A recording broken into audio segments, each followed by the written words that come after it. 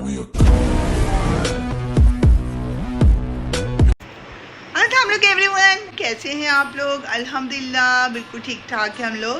और आपकी बहन ने ब्लॉग नहीं डाला फिर से 2 दिन से। आपकी बहन के साथ हो गई थी एमरजेंसी, और वो ये हुआ था कि मैं डेली यानी कि हर मंथ में या हर 2 वीक के बाद एक सौंफ बनाती हूँ, जो कि हाजमे के लिए बहुत अच्छी होती है और बच्चे शौक से खाते हैं। तो मैंने क्या किया कि सौंफ लेके आई। सौंफ में मैं कोकोनट काट काट के छोटा करके डालती हूँ, अजवाइन डालती हूँ, सारी चीज़ें डालती हूँ और बहुत मज़ेदार बनाती हूँ और बच्चे शौक से खाते हैं हर खाने के बाद। आपको पता है सौंफ तो आई साइड के लिए भी बहुत अच्छी होती है, तो इसलिए मैं ज़्यादातर बना देती होती हूँ कि बच्चे बाहर से पान मांगे, छालियाँ मांगे, कुछ मांगे तो घर पर ही खा लें। और मैं लेके आ गई थी बाज़ार से सौंफ, और उसको मैंने अच्छे से साफ़ किया। साफ़ करने के बाद उसको मैंने भूना। भूनने के बाद उसको मिक्स करना था मुझे, और मैंने फिर क्या किया कि उसको एक थाल में डाल लिया। थाल के अंदर कटी हुई कोकोनट डाली, और कलरफुल जो सौंफ होती है थोड़ी सी वो भी डालती हूँ क्योंकि बच्चे शौक से खा लेते हैं। और थोड़े अजवाइन वगैरह डालती हूँ, और भी चीज़ें मैं उसके अंदर डाल के एक मिक्स बनाती हूँ ताकि वो हाजमे के लिए बहुत अच्छा होता है। तो अब क्या हुआ कि मैं वो करी थी, और मैं मिश्री मेरे पास घर में थी, मैंने देखा हुआ था मिश्री पड़ी हुई है। मिश्री मैं नहीं लाई थी, मैं मिश्री भी डालती होती हूँ। तो मैंने क्या किया, अच्छे तरीके से सबको मिक्स किया सबसे पहले, और फिर सौंफ को अच्छे तरीके से मिक्स कर दिया। कोकोनट, अजवाइन, जो भी चीज़ें मैं डालती हूँ सबके साथ मिक्स करने के बाद अब प्रोसेस आता है मेरा मिश्री डालने का। तो मैंने मिश्री पड़ी थी, मिश्री ली, अच्छे से उसको कूटा, छोटे छोटे पीसेस करके मैंने सौंफ में मिला दी। और आपको पता है बंदे को लालच आ रही होती है, मिश्री सबको पसंद होती है, तो मैंने इतना बड़ा टुकड़ा लिया और मुंह में डाल दिया। और मत पूछे दोस्तों, जो मेरा हाल हुआ है वो मिश्री नहीं थी, वो फिटकरी थी। और मेरे फिटकरी का मुंह में डालते ही वो घुली है, और मेरा पूरा मुंह बिल्कुल जैम हो गया था और बिल्कुल कोई टेस्ट नहीं आ रहा था। मेरा इतना ज़्यादा हालत ख़राब हो रही थी, मुझे ऐसे लग रहा था कि मैंने जैसे जहर खा लिया। और मैं सीधा इनके पापा के पास भागती हुई गई, पहले देखे मैंने ये खा लिया ये वो। तो वो फिर कहने लगे कोई तो नहीं, थोड़ी देर रहेगा सही हो जाएगा। लेकिन उसके बाद जो मेरा हाल था, मेरे मुंह का जायका बिल्कुल ख़त्म हो गया था। अजीब सी मैदे में बेचैनी शुरू हो गई थी और मैं बहुत ज़्यादा परेशान हो गई थी। फिर मैंने फट से चीनी का एक चम्मच मुंह में डाल के खाया, और आप यकीन करें चीनी खाने से ऐसे लग रहा था जैसे मैं मट्टी खा रही हूँ। कोई मीठी चीनी नहीं थी, बिल्कुल आम, बिल्कुल ऐसे लगे था वैसे ही मट्टी मुंह में डाल ली। मट्टी का भी जायका होता है बल्कि। उसके बाद मैंने नमक लिया, नमक खाया, अचार खाया, मैंने लाल मिर्ची, गोल मिर्ची वाली चटनी बनाई थी, वो मुंह में डाली। जायके का नाम नहीं था।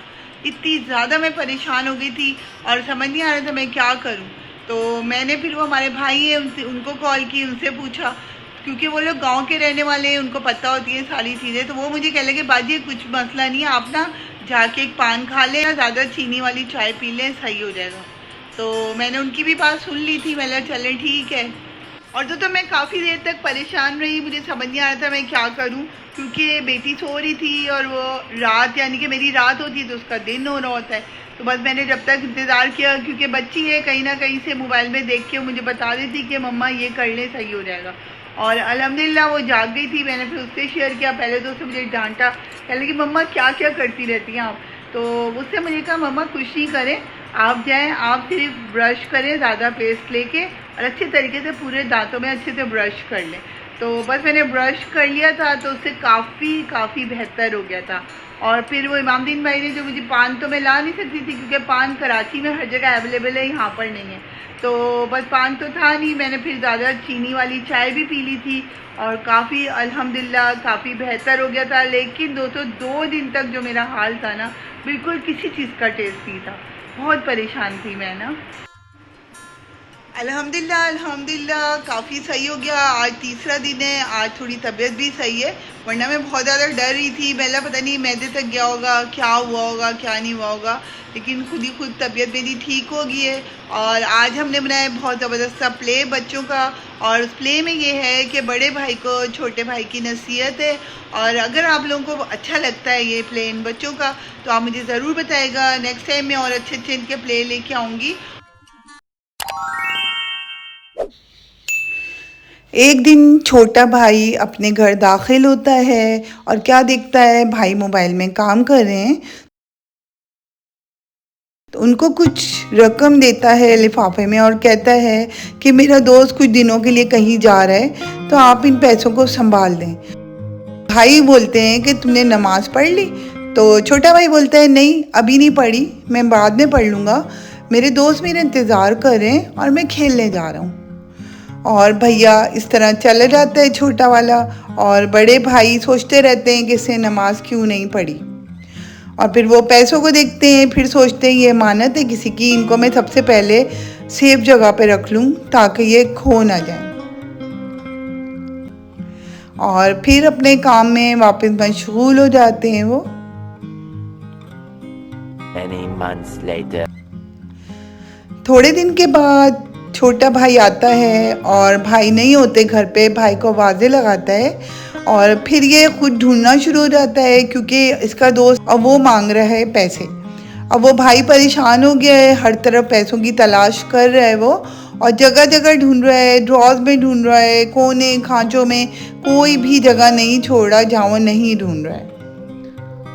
और बहुत ज़्यादा परेशान हो रहा है कि मैं अपने दोस्त को क्या बोलूँगा, और थक कर आखिरकार वो बैठ जाता है, परेशान हो जाता है, सोचने लग जाता है कि क्या करूँ मैं, भाई कहाँ पैसे रख गए हैं और पता नहीं कब आएंगे भाई, कुछ समझ में नहीं आ रहा यार मुझे, मैं क्या करूँ। और इतने में थोड़ी देर ही गुजरती है कि भाई आ जाते हैं और भाई पूछते हैं क्या हुआ भाई, तुम ऐसे क्यों बैठे हुए हो? वो कहता है मैंने हर जगह ढूंढ लिए भैया, मुझे नहीं मिले, आपने कहाँ रख दिए पैसे? तो भैया कहते हैं मत परेशान हो, अभी अभी मैं तुम्हें पैसे दे देता हूँ, मैंने बहुत जगह सेफ जगह पे रखे हैं। भाई बैठते हैं, बैठने के बाद वो देखते हैं कुरान की तरफ और कुरान को उठाते हैं, और ये सब कुछ भैया देख रहा होता है और कह रहा होता है पैसे भैया ने कहाँ रखे हैं। तो भाई बोलता है मुझे शर्म आ रही है कि तुमने इतने अरसे से कुरान ही नहीं खोला, कुरान खोल के नहीं पढ़ा तुमने, मुझे तो बहुत अफसोस हो रहा है, बहुत दुख हो रहा है। अगर तुमने कुरान खोला होता तो तुम्हें पता होता कि पैसे यहाँ रखे हैं, मुझे बहुत ज़्यादा अफसोस हो रहा है तुम पर कि तुमने ऐसे कैसे किया। और बहुत ज़्यादा भाई नसीहत करते हैं उसको और कहते हैं मैंने तुम्हें नमाज के लिए भी उस दिन बोला था, तुमने नमाज भी नहीं पढ़ी और तुम खेलने चले गए थे।